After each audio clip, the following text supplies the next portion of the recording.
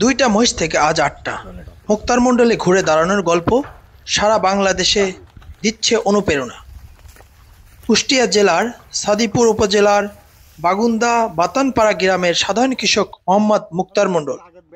আজ তার জীবনের গল্প গ্রামীণ সাফল্যের এক উজ্জ্বল দৃষ্টান্ত। প্রায় ১০ বছর আগে মাত্র ৩ লক্ষ টাকা দিয়ে একজোড়া মহিষ কিনেছিলেন মুক্তার মণ্ডল। তখন কেউ ভাবেনি এই ছোট শুরু একদিন হয়ে উঠবে বড় স্বপ্নের ভিত্তি। ধীরে ধীরে যত্ন, পরিশ্রম আর ভালোবাসায় তিনি গড়ে তুলেছেন নিজের ছোট মহিষের খামার। এই ২টি মহিষ থেকে বেড়ে হয়েছে ৮টি মহিষ, এখনও বিক্রি করেনি। সব মিলিয়ে বর্তমান বাজারে মূল্য দাঁড়াবে প্রায় ১০ লক্ষ টাকারও বেশি। মুক্তার মণ্ডল হাসতে হাসতে বলেন, মাঠে খাওয়ালে খরচ কম, আর মহিষ এখন আমার ভরসা। শেষ বয়সে যেন বসে খেতে পারি সেই চিন্তাই করি। তার এই সাফল্য গল্প এখন আশেপাশের কৃষকদের মধ্যে উৎসাহ ছড়াচ্ছে। অনেকেই এখন মুক্তার মণ্ডলের কাছ থেকে শিখে মহিষ পালন শুরু করতে চাইছেন। মুক্তারের মতে, মহিষ পালন শুধু ব্যবসা নয়, এটা একটা জীবনের ভরসা। পরিশ্রম করলে গ্রামের মাটিতেই সুখ সমৃদ্ধ পাওয়া যায়।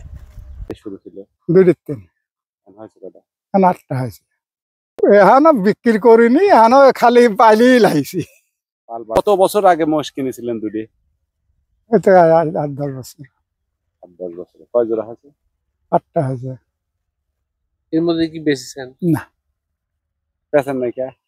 ব্যাস আগে বড় হওয়া লাগবে না, পোক্ত তো হওয়া লাগবে। কত টাকা দিয়ে কিনছিলেন ফার্স্টে? ফার্স্টে কিনছিলাম ৩ লাখ টাকা দিয়ে। দুটি? হুম। আচ্ছা, এখন হয় ১০ বছরে ১০ বছরে তখন ১০ লাখ টাকা তো হবেই। মহিষ পালনে লাভ ধরেন কথা কি যে আগে এই শ্রম দেওয়া লাগে। শ্রম না দিলি কোনো তারই আপনারা যতই একটা ই করেন, শ্রম না দিলি কোনোদিন পয়সা আসে না। আসে এই যে লালন পালনে যে মাঠে যে খাচ্ছি, বাড়িতে বাড়িতে যাই খাওয়াই, কি খাওয়ান? এই ভুসি খাওয়াই, খেয়ার খাওয়াই। মাঠে খাওয়ালে কি খরচ কম? মাঠে খাওয়ালে খরচ কম। যে এই আড়িগুন বড় হলেই বিক্রি করি কমাবে। আড়িগুন ধরেন এই না দাঁতলি তার পয়সা হচ্ছে না।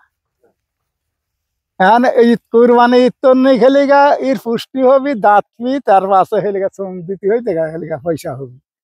সেই টাকা দেখি বাড়ি ঘর কিছু করা? বাড়ি ঘর চিন্তা আছে, বাড়ি ঘর চিন্তা কোনো কিছু নেই। কথা কি যে এখন আল্লাহ যেটুক হেলগান খাই দিয়ে যাই যাই করি যায় যেটুক বাঁচে সঞ্চয় করবেন হ্যাঁ শেষ বয়সে। দেখি তাই আর হেলগা ওইটা কি মজুত করতে হয় নাই।